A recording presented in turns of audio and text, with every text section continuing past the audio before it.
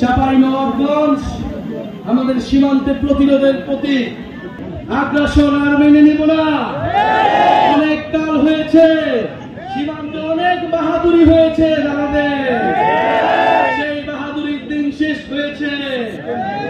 যদি আর কোন সীমান্তে কোন ধরনের পায়তারা করা হয়, যদি সীমান্তে আগ্রাসন চালানো হয়, সীমান্তে আমার ভাইদের উপর হত্যার চেষ্টা চালানো হয়, আমরা সীমান্তে লং মার্চ ঘোষণা করব। সীমান্ত আমরাই রক্ষা করব।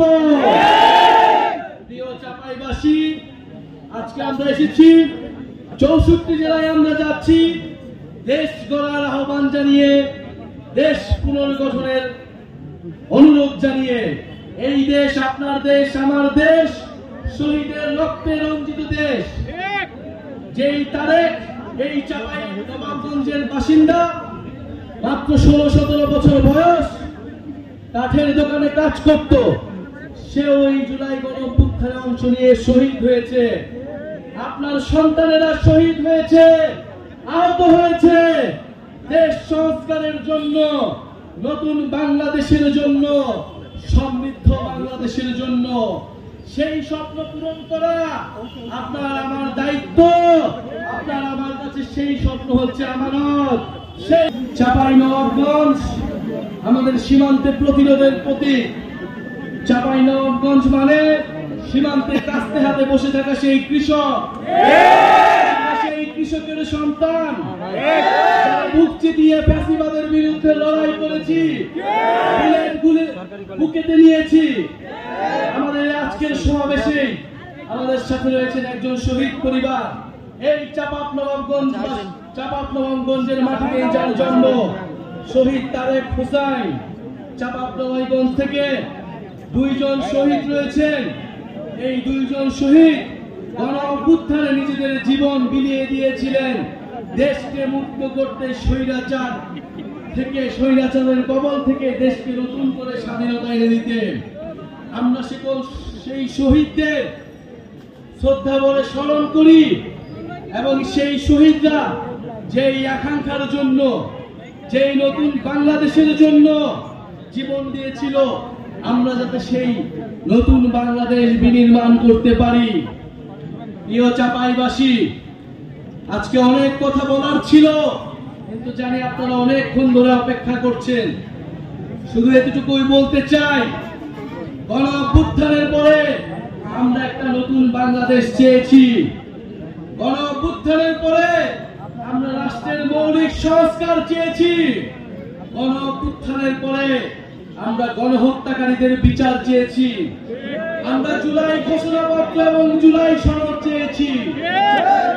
প্রিয় চাঁপাইবাসী, আমরা জানি এই সকল দাবি আপনাদের মনের দাবি। চাঁপাইনবাবগঞ্জে কর্মসংস্থানের কোনো ব্যবস্থা নেই। এখানে শিক্ষা, চিকিৎসায় এই এলাকার মানুষ দীর্ঘদিন ধরে বৈষম্যের শিকার, অবহেলিত হয়ে রয়েছে। আমরা এই সকল বৈষম্য থেকে দূর হবে বাংলাদেশের সকল জেলা, সেই স্বপ্ন দেখি। প্রিয় এলাকাবাসী, আমরা আজকে এসেছি আপনাদের কাছে জুলাই গণঅভ্যুত্থানের বার্তা নিয়ে। যেই বার্তা একটা ইনসাফ ভিত্তিক রাষ্ট্র কায়েমের জন্য আমাদেরকে স্বপ্ন দেখায়, যেই বার্তা একটা বৈষম্যহীন বাংলাদেশের স্বপ্ন দেখায়। আমরা সেই বাংলাদেশের স্বপ্ন দেখি। আমরা স্পষ্টভাবে আজকের সমাবেশ থেকে বলতে চাই, সীমান্তে বিএসএফ আন্তর্জাতিক আইন লঙ্ঘন করে এখানে গ্রেনেড মারে, বিস্ফোরণ ঘটায়।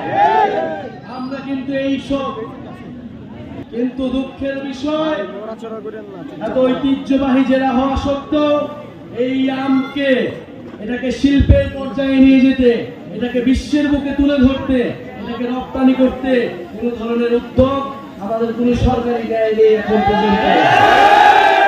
প্রিয় চাঁপাইনবাবগঞ্জবাসী, আমরা জানি চাঁপাইনবাবগঞ্জ রেশম শিল্পের জন্য বিখ্যাত, কিন্তু এই রেশম শিল্প দিনে দিনে হারিয়ে যাচ্ছে।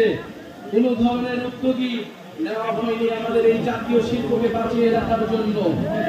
আমরা চাই বাংলাদেশের যে জাতীয় শিল্প রয়েছে, কুটির শিল্প রয়েছে, সেগুলোকে যথাযথভাবে সংরক্ষণ করতে হবে। প্রিয় চাঁপাইনবাবগঞ্জবাসী, আমরা জানি আপনারা দীর্ঘদিন ধরে ট্রেনের জন্য আন্দোলন করছেন। আপনারা একটা আন্তনগর ট্রেন চান, সরাসরি ট্রেন চান চাঁপাইনবাবগঞ্জ থেকে। আমরা আজকের এই সমাবেশ থেকে আপনাদের এই দাবির প্রতি পূর্ণ সমর্থন জানাচ্ছি। আহ্বান করি সরকার যাতে দ্রুত সময়ের মধ্যেই চাঁপাইনবাবগঞ্জবাসীর এই দাবি পূরণ করে নেয়। প্রিয় চাঁপাইনবাবগঞ্জবাসী,